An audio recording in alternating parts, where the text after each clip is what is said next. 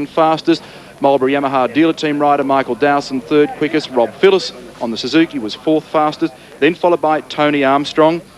Behind Tony Armstrong we had Glenn Taylor on the Suzuki. Donny Osborne from Geelong in Western Victoria making his debut ride for Team Honda this weekend with Malcolm Campbell away.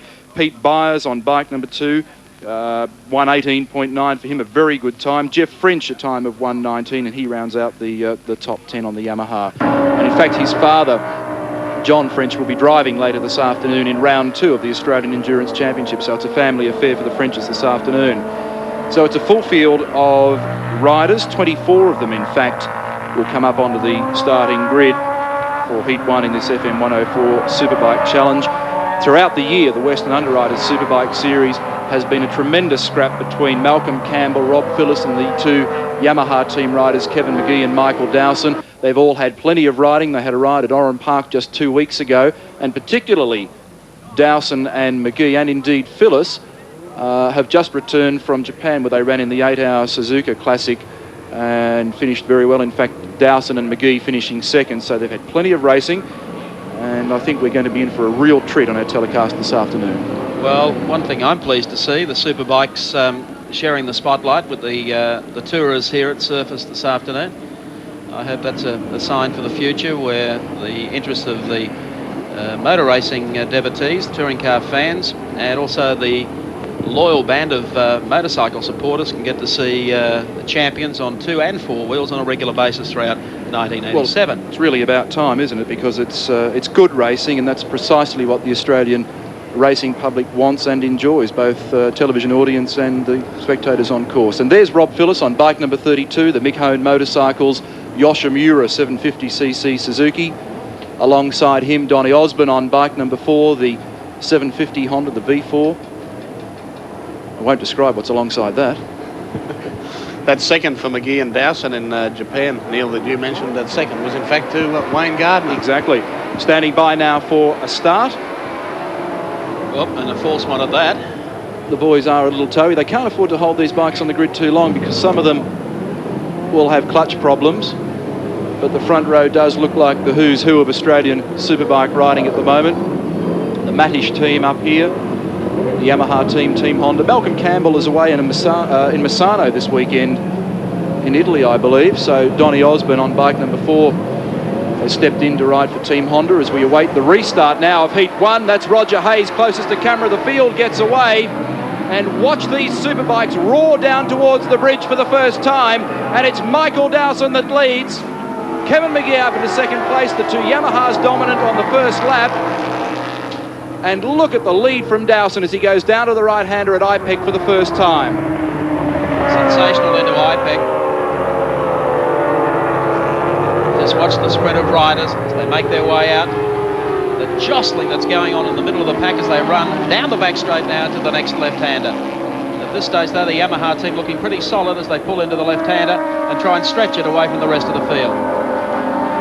This the first of 2 10-lap heats this afternoon. Points scored for the top 10 riders in both heats, and they'll be added up over the 2, of course, and we'll declare the winners. The same kind of scoring system that is used in motocross, and at present it's the 2 Marlborough Yamaha dealer team riders, Kevin McGee and Michael Dowson, doing battle. Their team manager Warren Willing up here on Thursday getting these bikes ready, and they are in superb trim for today's race. Based on the FZ 750 standard production bikes that we took a look at just a few moments ago. And look now as McGee gets very close to the back of Dowson as they wind the power on, lay on the tank, and listen to the superbikes howl. Will they race team tactics now on this? I don't think so. There's no need to. This is an out-and-out scratch race. Provided their product is at the head of the field, I think they'd be fairly confident to get on with the job. Donny Osborne is now up to third, and he's passed quite a few on the opening lap. Look at this great scrap. McGee now having a look underneath Dowson through the right-hander at IPEC, and it's now McGee who goes through on the inside in a splendid piece of riding, but watch Dowson. The tenacious Queenslander is likely to attack on the outside. He has a glance over his left shoulder. Look at the way they move their bodies around on these machines as they line themselves up through this very fast sweeping left-hand turn. Dowson hugging underneath the fairing of the bike, now plunges under brakes and grabs the lead once more. So this is a lovely ride from Dowson. These 2 guys, remember, just 2 weeks ago partnered themselves into a second placing at the Suzuka 8-hour Classic in Japan, behind Wayne Gardner. Donny Osborne on his Honda in third place, bike number 4, his very first ride on a Superbike. He leads the Australian 250, no he doesn't, he's second in the Australian 250 and 350cc Australian Road Racing Championships at the moment. What a ride it's been from Osborne. He's charged from 8th position to be challenging the 2 leaders now. Well, you have to understand that this is totally foreign to him. He's normally on a... And look, and Osborne's gone through into second place. Now the lead. Well, that's an extraordinary piece of riding from him. And Phyllis making it up here to 4th at the moment. So going to have a 4-way scrap for the lead, heading down to IPEC corner. A great ride this from Osborne. 2.5 seconds behind in qualifying, and he's up leading the race now. This happens to be racing from Surfers Paradise. Look at this. Look at Phyllis on the inside, bike number 32. So we've got Suzuki, Honda and Yamaha battling for the top spot. Phyllis to 3rd. McGee came out worst off in 4th position. Osborne the leader. So the 24-year-old from Geelong arguing with Michael Dowson. Dowson makes a plunge, takes the lead. So now, bike number 1, Michael Dowson from bike 4, Donny Osborne on the Honda. 32, Rob Phyllis in 3rd position. Then we've got bike number 6, Kevin McGee. And Ian Perrault tagging on now. So the second of the Honda pilots in there as well. And Perrault now wants to make a move. He's arguing for 4th position. The expatriate Kiwi now living in Sydney. Normally the number 2 in the Honda team, but this weekend up to the number 1 spot. But at present chasing his teammate Donny Osborne. Sensational racing, and the current leader at this stage is the Australian 250 and 350cc champion, Mike the Bike Dowson. Look at Phyllis though. Phyllis coming on very, very strongly indeed, looking for second up here on the inside as they go down to IPEC corner again. Tremendous scrapping for the race lead, and particularly for second and third. They seem to be picking up more with them as they make the swing down the back straight. McGee once again pulling out of the draft, comes down the outside, looks for second, and goes through on the inside. Up to 3rd. Donny Osborne coming out of that a little worse for wear. He's dropped back now into what's almost equal 5th position with Kevin McGee, but now McGee sneaks through. The extraordinary thing about Kevin McGee at the moment is that he's still riding with a slowly repairing collarbone after having crashed at Winton in June. It's been giving him some problems, but he hasn't stopped riding since then, which I think is just amazing. Do these guys ever hop on the bike and claim they can be totally injury-free? I do not know how they ride these things. It's unbelievable. Robbie Phyllis, bike number 32, will lead the field back onto the start, finishing straight at Surfers. Mike Dowson tucked right in behind him with a slingshot. And the speed of these machines along the straight, really have to see it. 165 miles an hour as Rob Phyllis goes past our commentary point. Michael Dowson in hot pursuit, and Perrault in 3rd, but now dropping away a little from these 2. These are the gun pilots in Superbike racing at the moment. 4-time Australian Superbike champion Robbie Phyllis, and only 30 years of age. Still leading from the Queenslander Michael Dowson. I'll tell you, just to give you a gauge the popularity of the bikes and the real racing content that they provide for a program, the number of touring car drivers yesterday that were standing up under the Dunlop Bridge just to watch these guys qualify. Unbelievable. Yeah, if you're into racing, this is what it's all about. They go for it. Well, they're lapping at roughly the equivalent of the Tourers, only on 2 wheels. Yeah, on bikes that still resemble basic production bikes, as I said in the story before, standard frame, standard engine cases. They really, all they do is just open them up so they breathe a little bit. These things rev like you won't believe. 12,500 RPM in the case of Phyllis's Suzuki. And look at this scrap here, 3rd. Perrault on the inside. McGee on the outside of him. And how close can you get? Dowson will lead across the line again. Rob Phyllis right behind him, looking set for an inside pass as they come down towards the bridge. 5 laps down, 5 to go. Perrault still holding 3rd, bike number 3. McGee one back behind him. And once again, the big scrap is on at the front of the field, and also for 3rd. Perrault trying to contain this challenge here. We're at the halfway mark, and it's been non-stop action. 5 or 6 riders still in that leading bunch. Any one of them can win it at this stage. They've opened up a fairly good break over the field, a full field of 24 starting today. And it's still, as you can see, anyone's race as Mike Dowson again grabs the lead. Perro having a look on the inside of Phyllis as they go to the right-hander at Kelly Springfield. Look at McGee, though, on the left-hand side of the screen in 4th position. You really have to keep your eyes open watching these guys. Donny Osborne lurking as well, and behind them Glenn Taylor. It could become a 6-way battle. How brave is Kevin McGee? Gets his nose underneath Ian Perro. McGee's more persistent than Paul Keating. Dowson. Robbie Phyllis and the Marlborough Yamaha team looking for a 1-2 to finish this one. However, still Dowson leading as they come down to Dunlop Bridge again. Phyllis, and there, here comes Perro down on the inside. He won't pick up 3rd on the approach to I think Dowson, should I say McGee got him? Yes, he did. Yep. Yamaha 1 and 3, Suzuki in 2nd, Honda in 4th. Radically different types of machinery. The Yamaha is a 4-cylinder, 5-valve double overhead cam engine. The Suzuki, I guess, the most similar to that, but the Honda is a V4, and look at Perro using that to advantage at the moment. Up into 3rd position. Donny Osborne still hanging in there. That's got to be the ride of the year from him. Terrific ride. As we said, 2.5 seconds behind the pole setter initially, Osborne, and he's really charged into calculations. Perro and Phyllis, and here comes McGee to make it a 3-way confrontation. They are riding these bikes so hard, they're sliding from corner to corner. Oops. Oh, and McGee gets the short back inside from Phyllis that time. That's what happens when you get down onto an edge and make a mistake. So it's now Dowson from Phyllis, then Perro. The Honda is the throaty sounding bike of the bunch. And I still think we're going to see a great comeback here from McGee. He's back in touch with them again. Well, he's right behind Donny Osborne.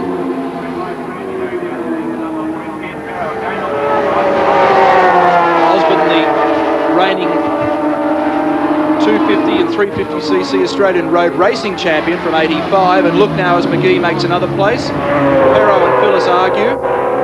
He just about reach over and knock the other guy's kill switch. They're that close at the moment. It's ridiculous that they went through the right-hander at IPEC.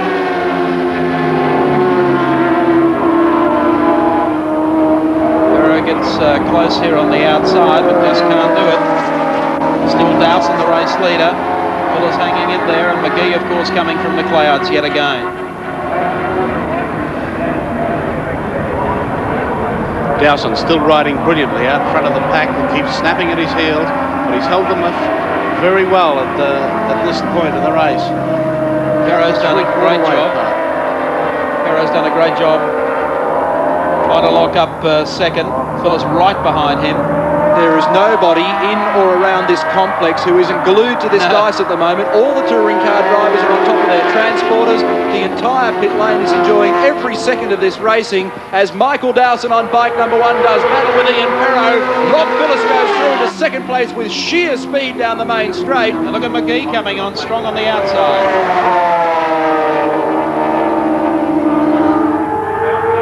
Unbelievable action. Now McGee, brave under brakes, makes a spot, tries for 2 but can't do it. Marlborough Yamaha team still working on that 1st and 2nd. Phyllis down on the inside and swinging back on the outside, heading down to the turn. McGee coming from behind after an unsettling moment 2 laps ago. And I think he's going to do it, is he? No, Phyllis holding the line. In fact, Phyllis closing up on the race leader. Oh, Dowson looks over his left shoulder. It was the wrong one because Robbie Phyllis went through on the right-hand side.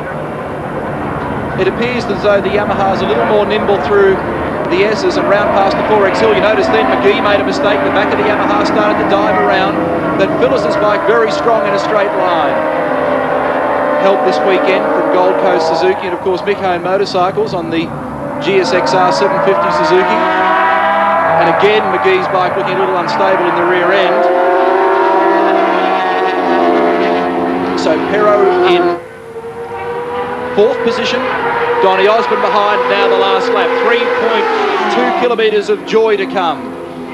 Because that's exactly what we're going to have. Look at Dowson. How hard does he push the bike under the bridge? It's just unbelievable. I'm just full on sweaty palms. This is fantastic. I don't know how they do it. McGee making a run here on the outside of Phyllis. Perro is in trying to close it up as they go to IPEC corner for the final time.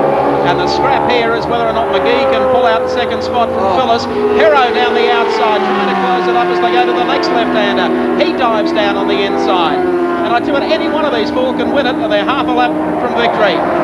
Oh, look at Dowson's bike. The thing is absolutely rocking on its tyres. It did it up the back straight as well. That's what the oil was about from me, as now Perro goes through to third, so it's Phyllis from McGee. He's pushed it so hard, he's just lost the adhesion on the Yamaha. And it's just been enough to drop him back to fourth. Can he recover? Watch Dowson put the moves together in the last stretch with the flag, but at this stage, as they come across the line, McGee is up there, Phyllis leading it as they come through the last series of bends to bring them back onto the start-finishing straight. Checkered flag at the ready. Can Phyllis do it? They come out of the turn. McGee closes it up right alongside of him as they streak down the start-finishing straight. And here he comes. Phyllis still leading it. They're all going for a flash finish. And Phyllis gets it right on the line, and Perro almost knocks off second. That, my friends, is what you call a motor race. Whether they're on two wheels or four. Sensational. Well, I tell you what, I don't know how we're going to separate second from third there. That was interesting. Let's take a look at the Castrol scoreboard. Rob Phyllis the winner from Kevin McGee, and a very close third was Ian Perro. The language barrier. I'll tell you what, our little Japanese visitor has certainly been turning the time clocks around in the Mitsubishi Starion here in practice. He's going to be a great acquisition by the time Brad Jones and the boys go to the James Hardy 1000 at Mount Panorama. Well, there's the bikes at the moment being prepared for Heat 2. Very slick to come straight back out onto the circuit. And I tell you what, if we get a finish in Heat 2, like we had in Heat 1, they'll lift the rafters off Surfers Paradise International Raceway again. Now, Neil, no modification to the bikes apart from just a little fuel? No, all they could do through that stop was top them up. They weren't allowed to change tyres. That was one of the supplementary regulations prior to the start of the race. So they come in a quick top up, make sure that all the basic things are right, and back out on the grid. Let's take it back to that incident in the last heat, Neil, if you'd like to call it for us, where...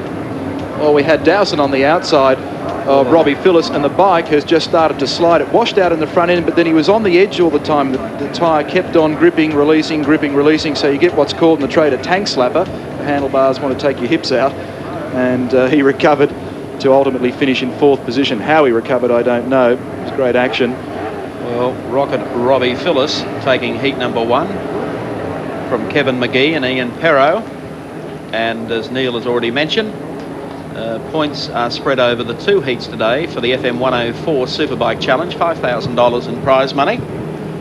And we're just about ready for the start. And Rob Phyllis has broken rank on bike number 32. That's Roger Hayes closest to camera on the Kawasaki there, veteran of Australian motorcycling. There's Phyllis, what's he doing? He's gone right down to the other end on bike 32. On the Yoshimura Suzuki GSXR 750, which means that it has a specialised Japanese racing kit on it. While we keep heaping praise on the top 4 across the line in that last event, Neil, we certainly can't forget the performance of Donny Osborne. No, that was brilliant. That really was brilliant. Competing in his first Superbike race, charged from 8th, and as I said during the call, 2.5 seconds behind the pole sitter. And qualifying. And his bike had carburation problems yesterday, had a real bad miss in it apparently when he was going through the tighter parts of the course. It was just cutting out. Now when you're leaning on a bike and that happens, it can be curtains, but he sorted the problem out. And his bike's not up to the same spec as bike number 3, which is normally the Malcolm Campbell bike being ridden here today by Ian Perro. Incidentally, Dowson's bike, I understand, had a misfire on the final lap, so that was causing him some problems as well. And Warren Willing has had a look at the bike. He's the team manager and a former Grand Prix racer, but they're not quite sure what the problem is, so they're going to front up anyway. Dowson, in fact, is at the back of the grid on bike number 1. There's Phyllis. He's still fooling about. There's quite some discussion on here at the moment between the riders and the officials, and Dowson's still walking around at the back of the pack. Donny Osborne fires up the VFR 750 Honda. Osborne normally rides, as I say, a specialised Grand Prix bike, which is a bike built and designed purely for racing. These bikes are production bikes that can be bought over a counter and then modified for what we call superbike racing. And Michael Dowson has pushed his bike back into the pit, what would normally be the exit where the cars come out. And he's got some problems there with the bike by the look of it. And I don't know if they're going to hold for him, because finally it looks like they're going to get the the start line in order. Ian Perro moving up. No, he's off the bike. So Kevin McGee actually doing a little fudge here, which is an old ploy. If you're a teammate, you just wander out and say, "Oh, I'm not happy to start." You can put your hand in the air, which no, they're ready now for a start. The field broke pretty badly. Donnie Osborne made a huge gain out of it and has jumped about 50 metres in front of the pack. Michael Dowson is still back in the pits. His race is over, but didn't get started. Kevin McGee to second. Who else have we got in Perro this bunch? making a big run down here on the inside. Robbie Phillips up into third. Well, there'll be a nice dust-up back in the pits after this one, I should think, after a very sloppy start from the officials. Bike number 2 coming out very quickly as well. McGee, the one making the moves here, but Osborne will still hold the lead. Robbie Phillips, Ian Perro making a charge down here. Just look at him run down on the inside. And McGee very, very close indeed. In fact, going the outside route as they work their way through that corner. Gee, loves this turn.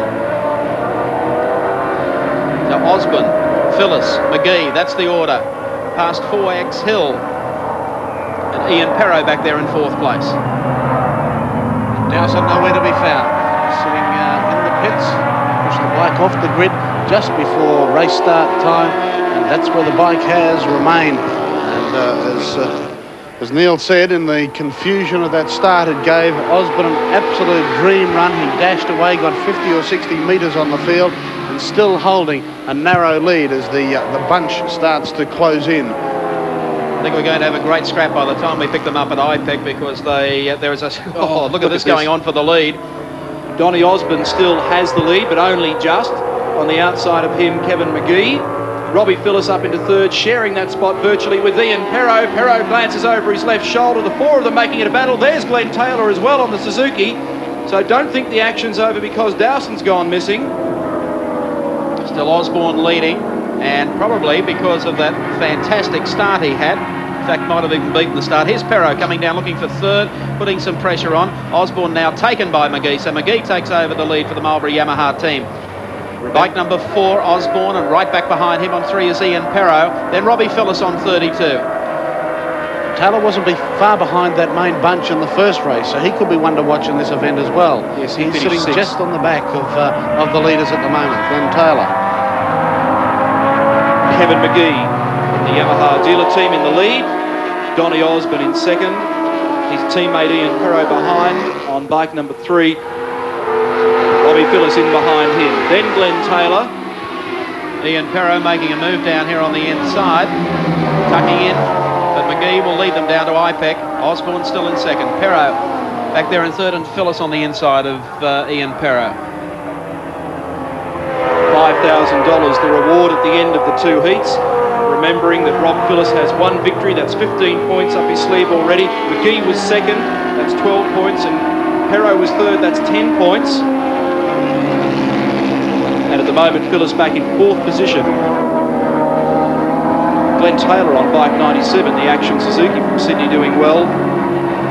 Just outside this bunch. Robbie Phillips now taking Donnie Osborne, moves him to third. Kevin McGee, though, is still the race leader. Perro is in second on bike 3. McGee desperate to salvage something for the Yamaha dealer team here. He's lost his running mate, Michael Dowson. Didn't make it to the start line, made it to the start line, and pushed the bike back into the pits for the second heat. So McGee all alone and out in front at the moment, leading Ian Perro. Robbie Phillips close by, so too Donnie Osborne on the Honda. Across the line, there's Phillips tucked in on 32. And Ian Perro making a lunge here for the race lead on Kevin McGee, and takes it. Phillips now looks to the inside as they head down to IPEC corner, but once again McGee pulls to the outside of Perro. Some jousting here as they come out of this turn, and watch McGee, he'll ride it right to the ragged edge here on the outside, but Perro retains the lead as they head down to the left-hander. Almost out of frustration that time for Kevin McGee. Phillips now tucked in on the inside of him as Perro gets a slight break on the field. And now Phillips advancing into second as they head down to Kelly Springfield corner. Kevin McGee in third position was the rider who finished first in this year's RI 500, which is the equivalent to the James Hardy 1000 for Superbikes. Glenn Taylor has also got one spot up on Don Osborne. That moves him to fourth on the queue. Ian Perro will lead them this time across the strike, with Robbie Phillips tucked in very, very closely, and Kevin McGee forcing the pressure all the time. Here they come. Phillips now making a move on the lead of Perro, flashing past our commentary point, and now Rob Phillips tucked right in behind the expatriate Kiwi. And if anything, he's setting himself up for a slipstream move down the back straight, but he'll have to be very careful because McGee is right behind. The Yamaha comes out of this corner very strongly. Suzuki appears to have a little bit more power right at the top end of the range. So Ian Perro, who finished third in the first heat, still leading the pack in the second heat of the FM104 $5,000 Superbike Challenge. And Perro, I understand, relaxes before an outing like this, a hectic afternoon on the bike, with a game of chess occasionally. It's a game of chess out there at the moment, or Russian roulette, more like it. One little slip at his checkmate. Ian Perro still leads. Kevin McGee and Robbie Phillips keeping him honest though. So they've really bunched up. These are the three riders who flashed across the line first, second and third. Not necessarily in the order you see them now, but anything can happen. As you saw in our first heat, it can change right up to the very, very last minute before they receive that checkered flag. As Perro still leads them down the straight, now being challenged by Robbie Phillips on the inside. And almost challenged successfully. Yes, he was. And Rob Phillips goes through to the lead. 5 laps down, 5 to go. McGee goes for it on the outside as well. I think he's got second place, but only momentary. Side by side as they go to the right-hander at IPEC, and Perro on the inside, but McGee with extra pace around the outside now takes second placing. And look at Perro's bike, it's dancing around in the back end, but he gets a bit of power to the ground earlier and still grabs that second spot from the Yamaha rider, and Glenn Taylor in fourth. Johnny Osmond is fifth. That's the order as they make the sprint down to Kelly Springfield corner, with Robbie Phillips leading the pack, with Ian Perro tucked right in here behind him, and McGee once again makes this outside manoeuvre very, very quick through this part of the course. Up to second. Phillips grabbing Perro under the bridge there at around 160, 165 miles an hour. And Donny Osborne and Glenn Taylor having a good scrap here for fourth and fifth. Taylor on the Suzuki, Osborne on the VFR 750 Honda. Back to the leaders. They're approaching the top of the main straight. Phillips with his knee dragging, head tucked in underneath the fairing to minimise the drag on the front of his body. And there's John Harvey from the Mobile Holden dealer team, looking forward to watching the man that he backs in Superbike racing, Robbie Phillips, take another win. Robbie's under a bit of pressure here from Kevin McGee, who looms up on the outside as they race down to IPEC corner. And he'll carry on right down here on the outside and racing down under brakes. And gets the initial kick as they head to the right-hander and takes over the lead. Gee, that was a brave manoeuvre. It was very, very brave, and he almost took Phillips' wheel with him on the way. Incidentally, Colin Young's just come back from the pits and told me that the water pump on Michael Dowson's bike failed. That's bad luck for Mike Dowson. You still have a three-way split going for the lead here, though. Kevin McGee, here's your race leader. Robbie Phillips in second spot. Ian Perro is in third. Glenn Taylor back in fourth spot, and Don Osborne is fifth. To Kelly Springfield corner yet again. McGee doing it nicely for the Marlboro Yamaha dealer team. Now, at present, there would be a tie in points if they finish in this order, and it means that the winner of the second heat would take the win overall. So at the moment, if Kevin McGee can go on with this win, he would win the $5,000 FM105 Superbike Challenge. Or even 104. Out of the last... Oh, what's an extra number amongst friends? Heading back across the start-finishing line. Wrong station. Kevin McGee, Robbie Phillips, Ian Perro. Out of the fastest corner in Australia, beneath the Dunlop Bridge here at Surfers Paradise International Raceway. And McGee starting to open that just a little bit. Robbie Phillips closes again, though, as they make it to IPEC corner. The Yamaha very, very solid indeed. The power's out down to the next left-hander. But Phillips just keeps on keeping on, coming down here on the outside of Kevin McGee. So he's closed it up yet again, and Ian Perro thinks, well, There's still a strong chance here, and goes straight down the inside of Kevin McGee. I think that caught Phyllis unaware as well. Perro tucks it in. Now Phyllis has to work the outside of Perro. McGee takes back the lead. Consider the extra speed that the rider on the outside has to be achieving to do that. It really is remarkable from Phyllis to go back around the outside and snatch that second placing away once more. Kevin McGee's bike now starting to waver just a little in the back end. I think the Yamahas are fully extended, and the Suzuki of Phyllis seems to have just a little more stick at the end of the straight. 2 laps to go this time. And here comes Phyllis down the inside of Kevin McGee. And Perro ducks into the turn. Phyllis takes the lead back. 1 1/4 laps remaining. McGee's not done yet. Second in the first heat. Eager to atone for that in the next heat. He's had the lead for the last couple of laps. So that Yamaha comes on strong out of Ipeck Corner though. Doesn't it ever? Look at this, right in behind the rear mudguard of Phyllis' Suzuki, pulls out, brakes, sneaks through on the inside. Good move. 140 miles an hour through this left-hander. And makes a charge down the outside. But it'll be McGee through Kelly Springfield Corner, followed by Robbie Phyllis and Ian Perro. They've opened up that gap over Glenn Taylor and Donny Osmond. About to take the right-hander to bring them on to the long front straight here at Surfers Paradise International Raceway. Well, McGee's got a gap this time, ever so slight, but any gap in superbike racing is worthwhile. The blue flag in motorcycling signifies 1 lap to go. McGee from Phyllis, Perro, then Taylor and Osborne. And this is the most interesting situation in this FM104 Superbike Challenge. Last lap, as you can see.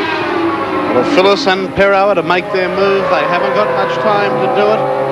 And if they cross the line the way they're placed at the moment, as Neil said, we'll have a tie on points.